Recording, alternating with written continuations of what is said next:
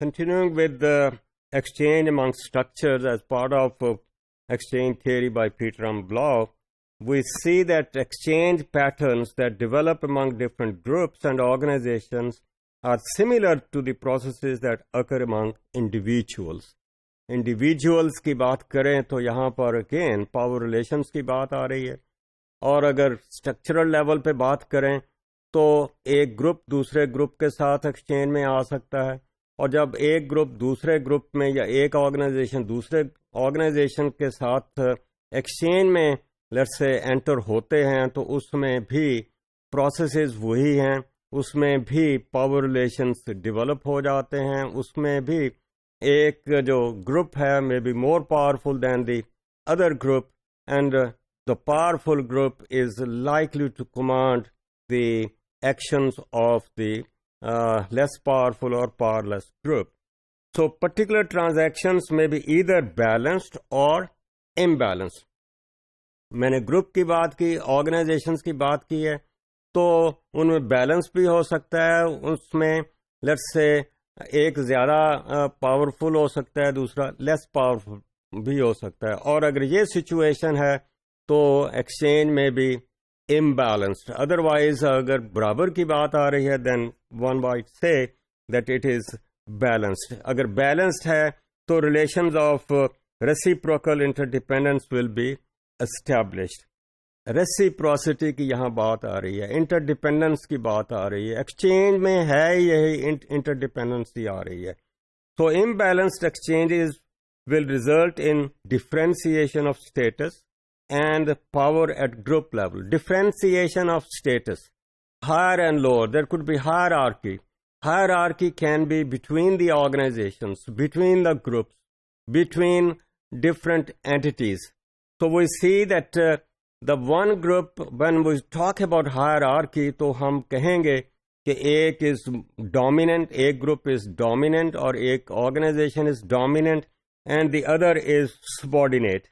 So we see that action is dependent on these kind of relations.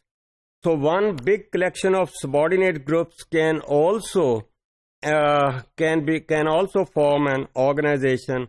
आप इसको coalition की बात कर सकते हैं, इनको आप alliance की बात कर सकते हैं, इसको आप एक खास पर्पस के लिए वो जो subordinate group हैं वो भी इकट्ठे हो सकते हैं. इस किस्म की बातें हम लेट्स से नेशनल असेंबली में भी देखते हैं कि जब किसी चीज़ को लेट्स से गो थ्रू करवाना है तो लोग इकट्ठे भी हो जाते हैं, डिफरेंट ग्रुप्स भी इकट्ठे हो सकते हैं, पार्टीज इकट्ठी हो जाती हैं, और अगर उसको ब्लॉक करना है तो same kind of thing can happen.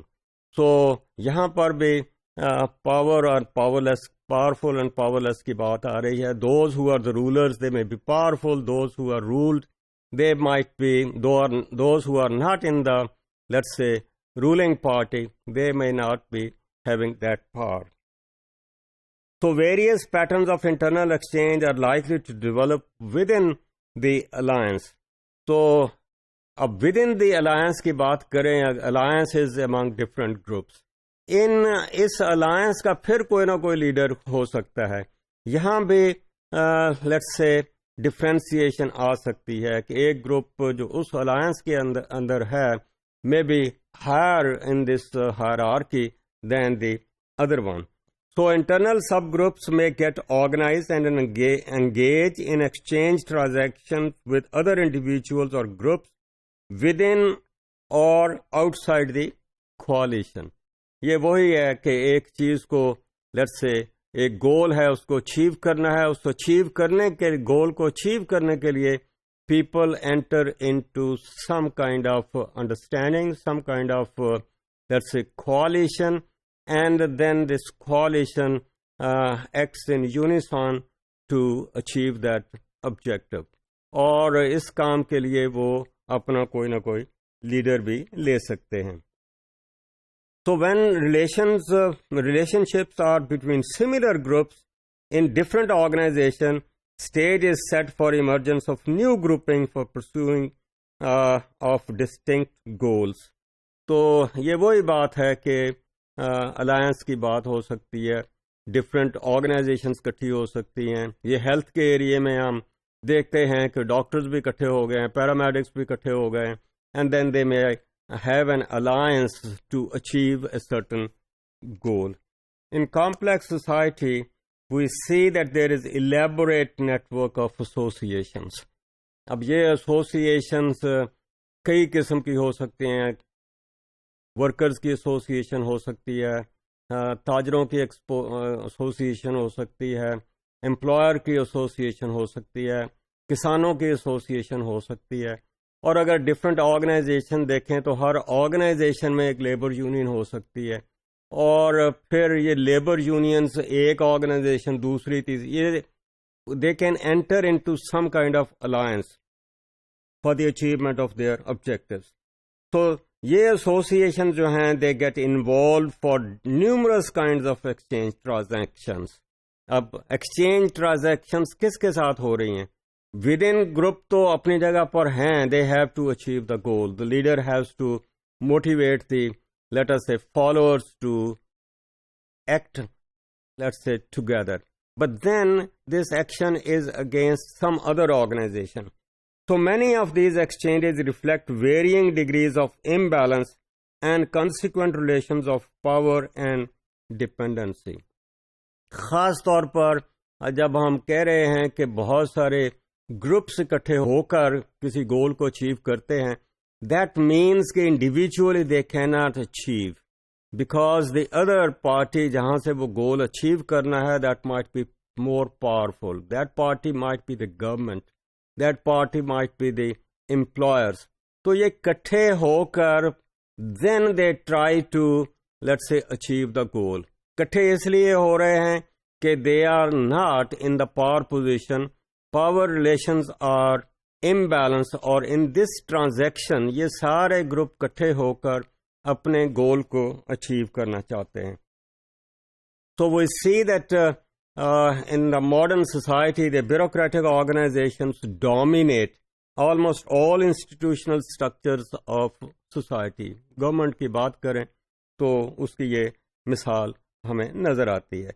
So we see that linked in various kinds of inter-organizational relationships in the modern society. Inter-organizational relationship. अब within the organization एक से ज़्यादा ग्रुप भी हो सकते हैं. Then organization with another organization. एक organization का एक ग्रुप लेबर यूनियन दूसरी ऑर्गेनाइजेशन की लेबर यूनियन तीसरी ऑर्गेनाइजेशन की लेबर यूनियन के साथ इकट्ठे होकर एक गोल को अचीव कर सकते हैं. एक हॉस्पिटल के लेटर से डॉक्टर्स एंड फिर दूसरे के फिर तीसरे के, ये सारे इकट्ठे होकर they can become let's say a powerful group to achieve their goals. अब ये जो मैंने मिसाल दी है ये हम अक्सर देखते हैं. वो एक शहर के हॉस्पिटल के डॉक्टर्स के दरमियान भी एक अलायंस हो सकती है, वो इंटरसिटी भी हो सकती है, इन द टोटल प्रोविंस भी हो सकती है, and then it might go for the country level kind of alliance to achieve the goal. Goal जो भी है they want to achieve it from the other party that might be more powerful. So through this alliance, they show their power to achieve the goals.